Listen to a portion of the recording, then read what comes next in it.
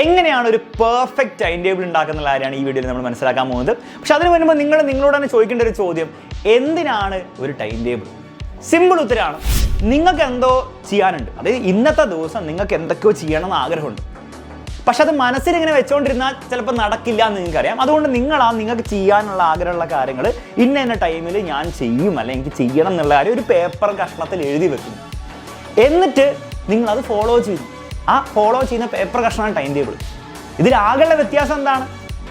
നിങ്ങൾ മനസ്സിൽ വെച്ചാൽ ചിലപ്പോൾ നിങ്ങളെ മറന്നു പോകും, ചിലപ്പോൾ നിങ്ങൾക്ക് ആ ഒരു മോട്ടിവേഷൻ കിട്ടില്ല. ആ പേപ്പറിൽ എഴുതി വെച്ചാൽ നിങ്ങൾക്ക് കാണാം നിങ്ങൾക്ക് എന്താ ചെയ്യാൻ ആഗ്രഹമുള്ളത്.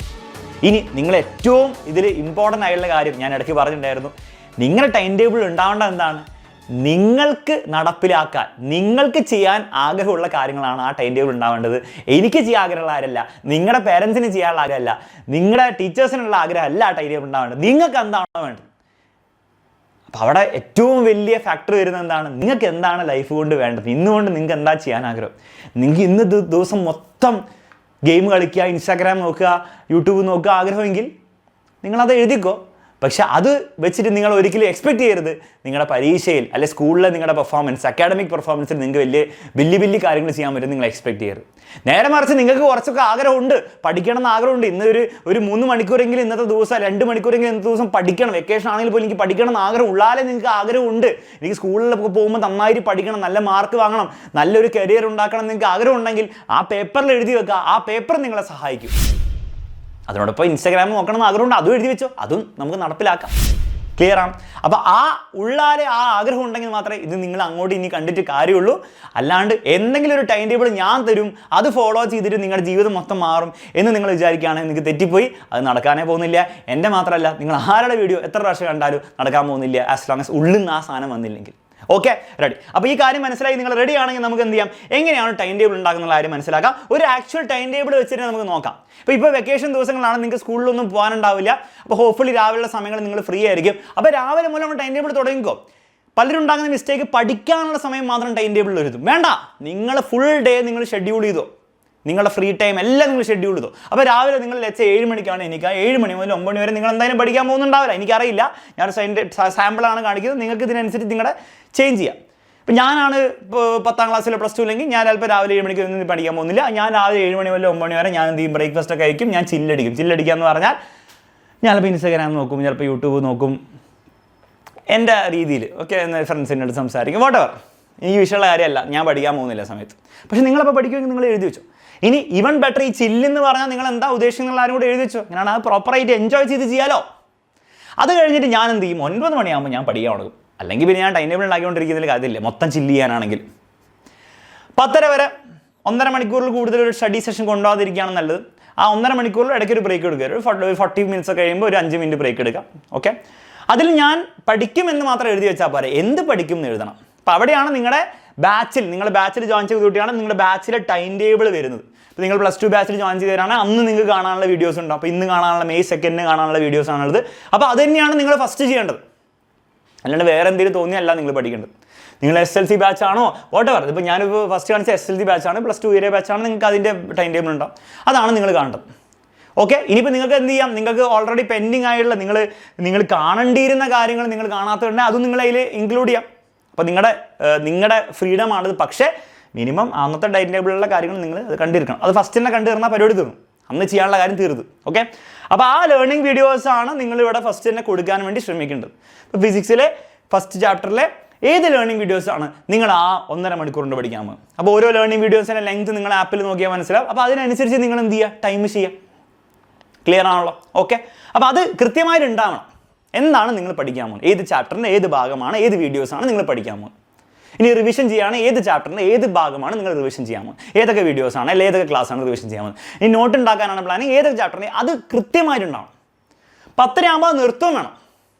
സാർ തീർന്നില്ല, കുഴപ്പമില്ല, മതി. 10:30 ആകുമ്പോൾ അടുത്ത പരിപാടി ഇൻസ്റ്റാഗ്രാം നോക്കുക. എഴുതിക്കോ, 3/4 മണിക്കൂർ ഇൻസ്റ്റാഗ്രാം നോക്കിക്കോ, ഒരു വിഷയമായില്ല. പക്ഷേ 3/4 മണിക്കൂറാകുമ്പോൾ നിർത്തിക്കോണം. ഇനി സാർ എനിക്ക് കുറച്ചും കൂടി നോക്കണം, നിങ്ങളുടെ ആഗ്രഹപ്രകാരം നിങ്ങൾ കൂട്ടിക്കോ. നിങ്ങൾ 1 മണിക്കൂറാക്കണം, 1 മണിക്കൂർ ആകുമോ. അപ്പം ഞാൻ പറയുന്നത് നിങ്ങളുടെ മനസ്സിലുള്ള ആഗ്രഹമാണ് നിങ്ങളുടെ ടൈം ടേബിൾ റിഫ്ലക്റ്റ് ചെയ്യേണ്ടത്. അങ്ങനെ വരുമ്പോൾ ഒരു കുഴപ്പമില്ല. കാരണം നിങ്ങളുടെ ആഗ്രഹമാണ് നിങ്ങൾ എഴുതുക, അത് നിങ്ങൾക്ക് ആഗ്രഹമുള്ള കാര്യം നിങ്ങൾ ചെയ്യാൻ പോകുന്നത്. നിങ്ങളുടെ ആഗ്രഹം ജീവിതത്തിൽ എല്ലാ ദിവസവും 6 മണിക്കൂർ ഇൻസ്റ്റാഗ്രാം നോക്കി എഴുതി വെച്ചോ. പക്ഷേ അപ്പോൾ ബോധം ഉണ്ടാവണം, അത് നിങ്ങളെ എവിടെ എത്തിക്കാൻ പോകുന്നില്ല. അതുണ്ടായാൽ മതി, ഓക്കെ, വേറെ കുഴപ്പമൊന്നുമില്ല. യൂട്യൂബ് നോക്കിക്കോ, വെറുതെ ഇരുന്ന് കണ്ടോ. പക്ഷെ അത് ഷെഡ്യൂൾ ചെയ്യുക, ഗെയിം കളിക്കണം, വാട്ടെവർ ഷെഡ്യൂൾ ചെയ്ത് കളിച്ചോ. 12 മണിയാകുമ്പോൾ നിർത്താം, 12 മണിയാകുമ്പോൾ വീണ്ടും അടുത്തൊരു പടി. അപ്പോൾ ഞാൻ പറയുന്നത് ഇതിങ്ങനെ ഫോളോ ചെയ്യാനല്ല പറയുന്നത്, സ്പെസിഫിക് ആക്കുക, മാക്സിമം സ്പെസിഫിക്. ലഞ്ച്, പിന്നെ അതിൻ്റെ ഉറക്കം, എല്ലാം സ്പെസിഫിക് ആയി ചെയ്യുക. എന്നിട്ട് നിങ്ങൾ നോക്കുക, ഒരു ദിവസം നിങ്ങൾക്ക് നിങ്ങളുടെ ടൈം ടേബിൾ പ്രകാരം, അതായത് നിങ്ങളുടെ ആഗ്രഹം പ്രകാരം എത്ര ടൈം നിങ്ങൾക്ക് പഠിക്കാൻ കിട്ടുന്നുണ്ട്, എത്ര ടൈം നിങ്ങൾക്ക് ചില്ലടിക്കാൻ കിട്ടുന്നുണ്ട്. നിങ്ങൾക്ക് തോന്നുകയാണ് പഠിക്കാനുള്ള ചില്ലടിക്കാനുള്ള സമയം പ്രോപ്പറായി കിട്ടുന്നില്ല എന്ന് തോന്നുന്നത്, ചില്ലടിക്കാനുള്ള സമയം കൂട്ടുക. മനസ്സിലാവുന്നുണ്ടല്ലോ? അപ്പം നിങ്ങൾക്ക് സ്വന്തം നിങ്ങളുടെ ആഗ്രഹപ്രകാരം നിങ്ങൾക്ക് ചെയ്യാൻ പറ്റും. അതിന് ഏറ്റവും വലിയ അഡ്വാൻറ്റേജ്, നിങ്ങൾക്ക് അത് കൺസിസ്റ്റൻ്റ്ലി ഫോളോ ചെയ്യാൻ പറ്റും. മറ്റൊരാൾ നിങ്ങൾക്ക് ഉണ്ടാക്കിയ ടൈം ടേബിൾ നിങ്ങൾക്ക് കൺസിസ്റ്റൻ്റ്ലി ഒരിക്കലും ഫോളോ ചെയ്യാൻ പറ്റില്ല. നിങ്ങളുടെ ഉണ്ടാക്കിയ ടൈം ടേബിൾ, നിങ്ങളുടെ ആഗ്രഹപ്രകാരം ഉണ്ടായ ടൈം ടേബിൾ നിങ്ങൾക്ക് കൺസിസ്റ്റൻ്റ്ലി ഫോളോ ചെയ്യാൻ പറ്റും. കാരണം നിങ്ങളുടെ ആഗ്രഹമാണ് അവിടെ റിഫ്ലക്റ്റ് ചെയ്യുന്നത്. ഞാൻ പറയുന്ന ലോജിക്ക്, ആ ഒരു അണ്ടർലൈൻ ഫിലോസഫി മനസ്സിലാവുമെന്ന് വിചാരിക്കുന്നു. ഇനി ഇത് പ്രാക്ടിക്കലി വരുമ്പോൾ നിങ്ങൾ കുറച്ചും കൂടി കാര്യങ്ങൾ ശ്രദ്ധിക്കണം. എത്ര മാത്രം ചെയ്താൽ പോരാ, പ്രാക്ടിക്കലി നിങ്ങൾ ഈ ടൈം ടേബിളൊക്കെ ഉണ്ടാക്കി ഫോളോ ചെയ്യാൻ നോക്കുമ്പോൾ കുറച്ച് പ്രശ്നങ്ങൾ വരും. അതിൽ ഫസ്റ്റ് കാര്യം, എപ്പോൾ ഈ ടൈം ടേബിൾ ഉണ്ടാക്കണം എന്നാണ്. അതായത് നാളത്തേക്കുള്ള ടൈം ടേബിൾ ഞാൻ എന്നാണ് ഉണ്ടാക്കേണ്ടത്. മക്കളെ, നാളെ നിങ്ങൾ ഫോളോ ആണെന്ന് ടൈം ടേബിൾ നാളെ രാവിലെ എണീറ്റ് ടൈം ടേബിൾ ഉണ്ടാക്കാൻ നോക്കിയാൽ ഒന്നും നടക്കാൻ പോകുന്നില്ല എന്നുള്ള കാര്യം 100% ഞാൻ പറയുകയാണ്. മിനിമം ഒരു ദിവസം മുൻപെങ്കിലും നിങ്ങൾ എന്ത് ചെയ്യണം, അടുത്ത ദിവസത്തെ ടൈം ടേബിൾ നിങ്ങൾ ഉണ്ടാക്കിയിരിക്കണം. ഇനി വേണം നിങ്ങൾക്ക് ഒരു വീക്കിൻ്റെ മൊത്തം ടൈം ടേബിൾ ഉണ്ടാക്കാം, പക്ഷെ അതൊന്നും അത്ര പ്രാക്ടിക്കൽ ആയിട്ടുള്ള കാര്യമല്ല. മാക്സിമം 2-3 ഡേയ്സ് അങ്ങോട്ടുള്ള ടൈം ടേബിൾ നിങ്ങൾക്ക് ഉണ്ടാക്കാം. ആ 2-3 ഡേയ്സിന് ഫുൾ സ്പെസിഫിക് ആയിട്ട് ഉണ്ടാക്കേണ്ട ആവശ്യമില്ല. മറ്റന്നാൾ അതിൻ്റെ പിറ്റേന്ന് എന്താണ് ഏകദേശം ചെയ്യാന്നുള്ളൊരു പ്ലാൻ ഉണ്ടാക്കിയാൽ മതി. അത് നമ്മുടെ ബാച്ചിൽ, നിങ്ങളുടെ ബാച്ചിൽ ജോയിൻ ചെയ്ത ബാച്ചിലെ ടൈം ടേബിൾ നിങ്ങളെ ഹെൽപ്പ് ചെയ്യും, നിങ്ങൾ ഗൈഡ് ചെയ്യും. അതപ്പോൾ എന്തൊക്കെയാണ് ചെയ്യേണ്ടതെന്നുള്ളത് നിങ്ങൾക്ക് നേരത്തെ നോക്കി വെക്കാം. ഓക്കെ, അപ്പോൾ അത് ഉണ്ടാക്കുക. സ്പെസിഫിക് ആയിട്ടുള്ള ടൈം ടേബിൾ അടുത്ത ദിവസമെങ്കിലും ഉണ്ടാക്കണം. സ്പെസിഫിക് ആയിരിക്കണം, ഓരോ ടൈം സ്ലോട്ടിൽ എന്ത് ചെയ്യണം. നെക്സ്റ്റ് കാര്യം, സമയം, ലെഷറിനുള്ള സമയം നിങ്ങൾ കാണണം. ഇപ്പം ഫോർ എക്സാമ്പിൾ, സാർ എല്ലാം ഇങ്ങനെ പാക്ക് ചെയ്ത് ചെയ്താൽ എങ്ങനെയാണ് ശരിയാവുക? അപ്പോൾ ജീവിതം ഒരു മെക്കാനിക്കലായി പോലെ. മെക്കാനിക്കലാക്കണ്ട, നിങ്ങൾ ഇടയ്ക്കൊരു ടൈം സ്ലോട്ട് കൊടുത്ത് ഒന്നും ചെയ്യാതിരിക്കാൻ വേണ്ടി നിങ്ങളൊന്നും കൊടുക്കണ്ടായില്ലേ. 2 to 4 നത്തിങ്, ബ്ലാങ്ക്, എന്ത് വേണം ചെയ്തു. പക്ഷേ വീണ്ടും അതിനൊരു സമയം ഉണ്ടായിരിക്കണം. ഓക്കെ, ക്ലിയർ ആണല്ലോ? അപ്പോൾ അല്ലെങ്കിൽ പിന്നെ ഇതിലൊന്നും പോയിന്റ് ഇല്ല. നിങ്ങൾ വിചാരിക്കുകയാണ് സാർ മെക്കാനിക്കലാവും, നിങ്ങൾക്ക് ആഗ്രഹമുള്ള പോലെ മെക്കാനിക്കലാവുന്ന ഈ ടൈം ടേബിൾ പ്രകാരം. വേറെ ആർക്കും ആഗ്രഹമുള്ള പോലെയല്ല. ഓക്കെ, നിങ്ങളെ റോബോട്ട് പോലെ ആരും ട്രീറ്റ് ചെയ്യുന്നില്ല. മൂന്നാമത്തെ കാര്യം, ഫ്ലെക്സിബിലിറ്റി വേണം. അതായത് നിങ്ങൾ ആക്ച്വലി ഈ പ്രാക്ടിക്കലി ഇത് ഇംപ്ലിമെൻറ്റ് ചെയ്യാൻ നോക്കുമ്പോൾ ഉണ്ടാവും, ചിലപ്പോൾ രാവിലെ ഒരു 10 മണിയാകുമ്പോഴായിരിക്കും നിങ്ങളുടെ കസിൻ വല്ലതും വീട്ടിൽ വരുന്നത്. അപ്പോൾ നിങ്ങൾ പറയാൻ പറ്റും, ഇരിക്കുന്നു ചാപ്റ്റർ 1 ലേണിംഗ് വീഡിയോ 5, ആൾക്കാർക്ക് നിങ്ങൾക്ക് കിളി പോയി എന്ന് വിചാരിക്കും.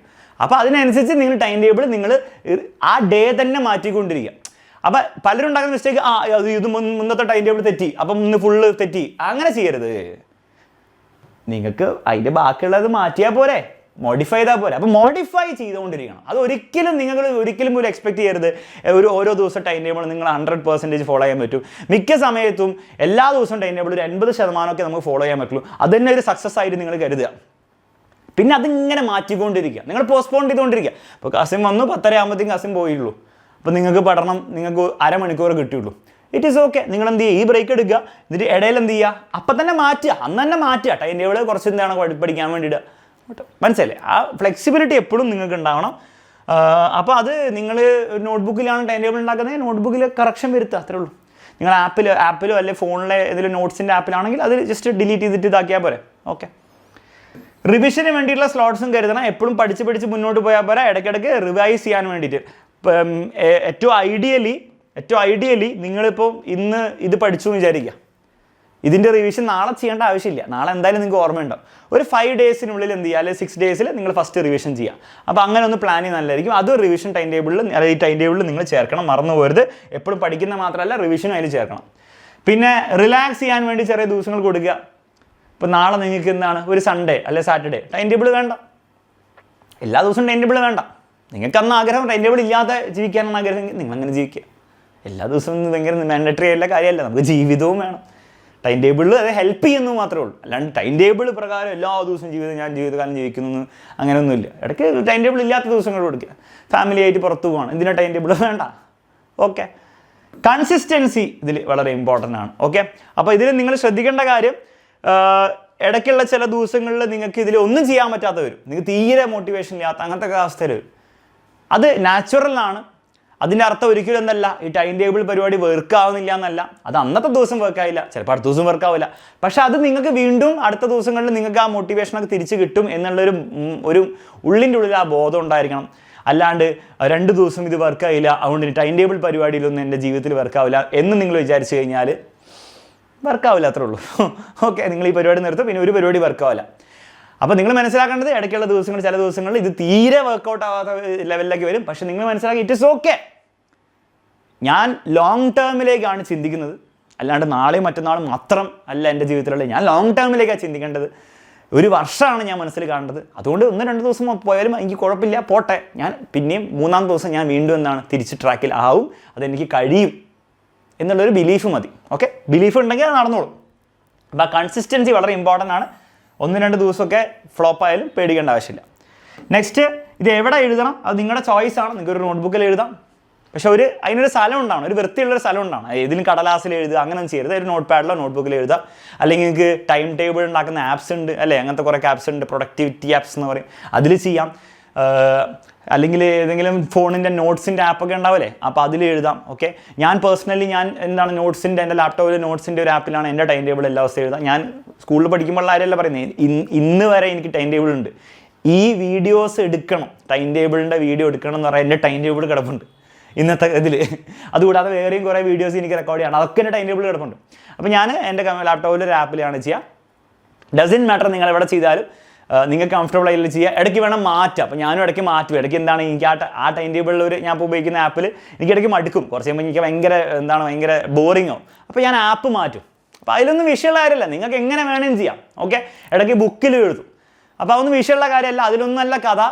നിങ്ങൾ ഇത്രേ ആലോചിക്കേണ്ടതുള്ളൂ. നിങ്ങൾക്ക് ഓരോ ദിവസവും ചെയ്യാൻ ആഗ്രഹമുള്ള കുറച്ച് കാര്യങ്ങൾ നിങ്ങൾ മനസ്സിൽ വെച്ച് കഴിഞ്ഞാൽ അത് നടക്കില്ല എന്ന് നിങ്ങൾക്കറിയാം. അത് പേപ്പറിലേക്ക് ആക്കി അത് ഫോളോ ചെയ്യാം. അണ്ടർലൈൻ പ്രിൻസിപ്പിൾ, നിങ്ങൾക്ക് ആഗ്രഹമുള്ള കാര്യങ്ങൾ നിങ്ങൾ നടത്തുന്നു എന്ന് മാത്രമേ ഉള്ളൂ. ഓക്കെ, അപ്പോൾ അത്രേ പറയാനുള്ളൂ മക്കളെ. പ്രാക്ടിക്കലായി അഡ്വൈസ് ആയെന്ന് വിചാരിക്കുന്നു. നിങ്ങൾക്ക് ഇംപ്ലിമെൻറ്റ് ചെയ്യാൻ പറ്റുന്ന കാര്യങ്ങളെ ഞാൻ പറഞ്ഞിട്ടുള്ളൂ. ചെയ്തു തുടങ്ങുക. യൂസ്ഫുൾ ആവുകയാണെങ്കിൽ തീർച്ചയായും വന്ന് അറിയിക്കുക, കമൻറ്റ് ബോക്സിൽ അറിയിക്കുക. 2-3 ദിവസം ചെയ്ത് കഴിഞ്ഞിട്ട് കുറച്ച് ദിവസങ്ങൾ ചെയ്ത് കഴിഞ്ഞിട്ട് ഇത് വർക്ക് ചെയ്യുന്നുണ്ടെങ്കിൽ തീർച്ചയായിട്ടും അറിയിക്കുക. ഫ്രണ്ട്സിനും ഷെയർ ചെയ്ത് കൊടുക്കുക. മറ്റൊന്നും പറയാനില്ല. Bye bye, take care, good bye.